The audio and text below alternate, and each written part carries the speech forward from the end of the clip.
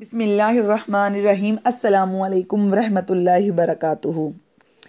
حضرت علی سے پوچھے گئے سوالات۔ ایک شخص نے جو سوالات پوچھے وہ بہت ہی کمال کے تھے اور ان کے جواب جو ہیں وہ بہت ہی کمال کے تھے۔ حضرت علی رضی اللہ تعالیٰ عنہ کوفہ کی مسجد میں تشریف فرما تھے۔ مجمع میں شام سے آیا ہوا ایک مسافر بھی موجود تھا۔ نہایت ادب سے کھڑا ہوا اور عرض کی، اے امیر المؤمنین، مجھے کچھ سوالات میں تشویش ہے۔ میں آج یہاں آپ کی موجودگی کا سن کر آپ سے چند سوالوں کے بارے میں جاننے کے لیے آیا ہوں۔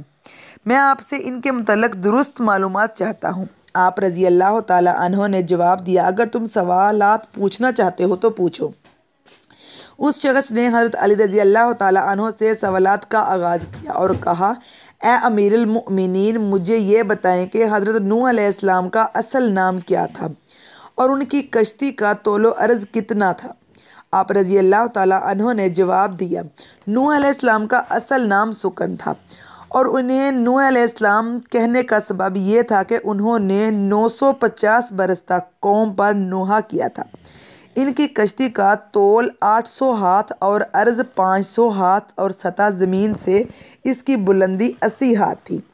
اس نے دوسرا سوال کیا کہ تخلیق کائنات میں اللہ تعالیٰ نے سب سے پہلے کس چیز کو تخلیق کیا؟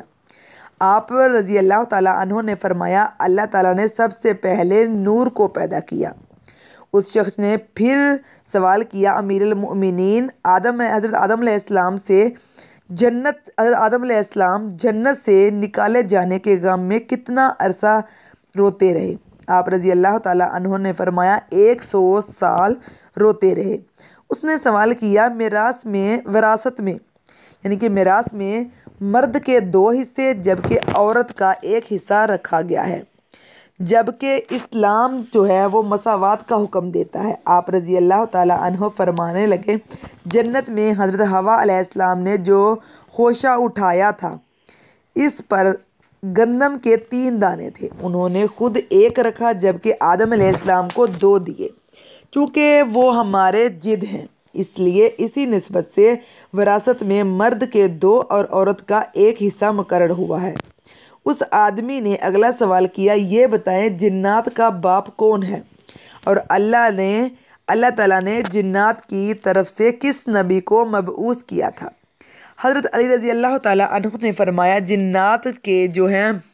جنات کے جد اعلیٰ کا نام شمان ہے اور اسے اللہ نے آگ کے شعلے سے پیدا کیا تھا، اور اللہ نے جنات کی طرف سے ایک نبی کو مبعوث کیا تھا جس کا اسم گرامی جو ہے یوسف تھا، جنہوں نے جنات کو اللہ پاک کی عبادت کی دعوت دی لیکن انہوں نے اسی نبی کو قتل کر دیا۔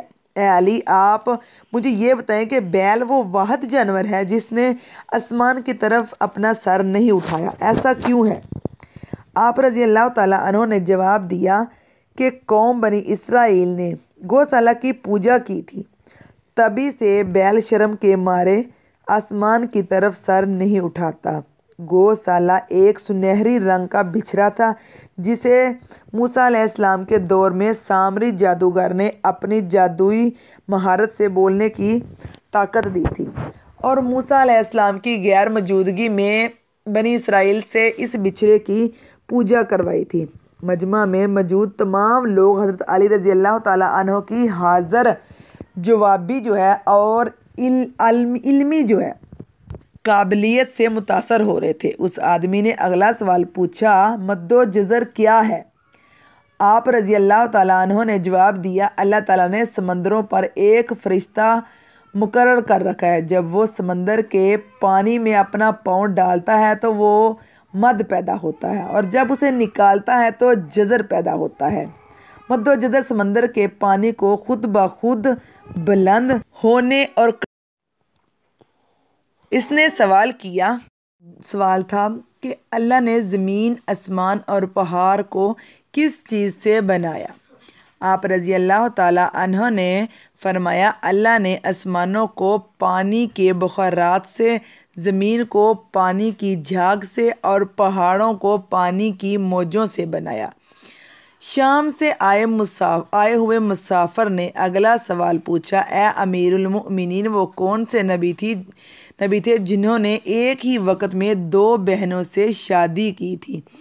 آپ رضی اللہ تعالیٰ عنہ فرمانے لگے وہ یعقوب بن اسحاق علیہ السلام تھے جنہوں نے ایک ہی دن ایک ہی وقت میں 2 سگی بہنوں لیا اور راحیل سے نکاح کیا تھا، لیکن اس کے بعد اللہ تعالیٰ نے بیک وقت 2 بہنوں سے نکاح کو اسلام میں حرام قرار دے دیا تھا۔ اس آدمی نے اگلا سوال کیا کہ زمین کے اوپر کے آسمان کو کس چیز سے بنایا گیا ہے؟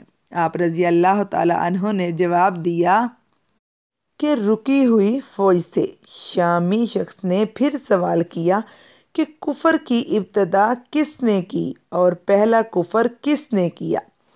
آپ رضی اللہ تعالیٰ عنہ نے جواب دیا کفر کی ابتدا ابلیس سے ہوئی اور وہی کائنات کا پہلا کافر ہے۔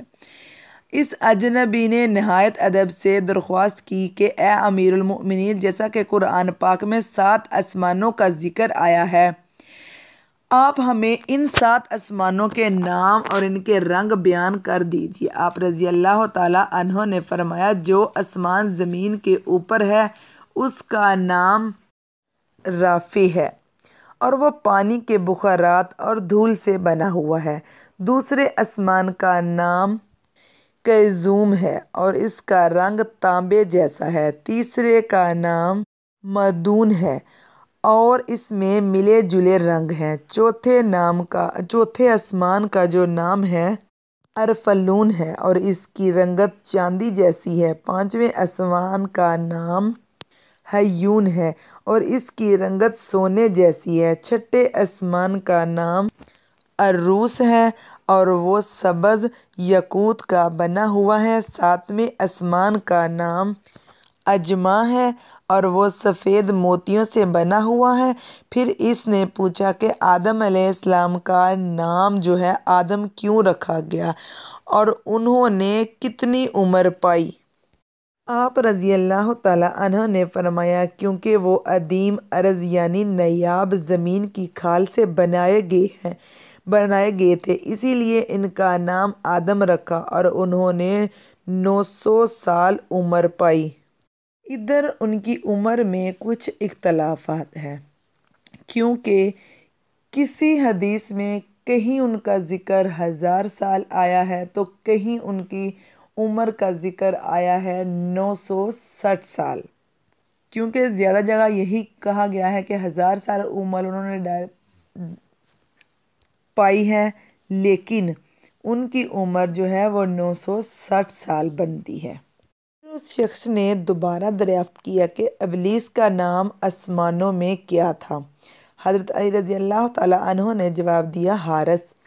پھر اس شخص نے آخری سوال کیا کہ مکہ کو ام القریٰ کیوں کہا جاتا ہے؟ آپ نے فرمایا ام القریٰ کے معنی ہر ترتیب کی ماں ہے، کیونکہ زمین کی ہر چیز اس کے نیچے سے بچھائی گئی ہے، اسی لیے عرب کے شہر مکہ کو جہاں بیت اللہ شریف ہے ام القریٰ کہا جاتا ہے۔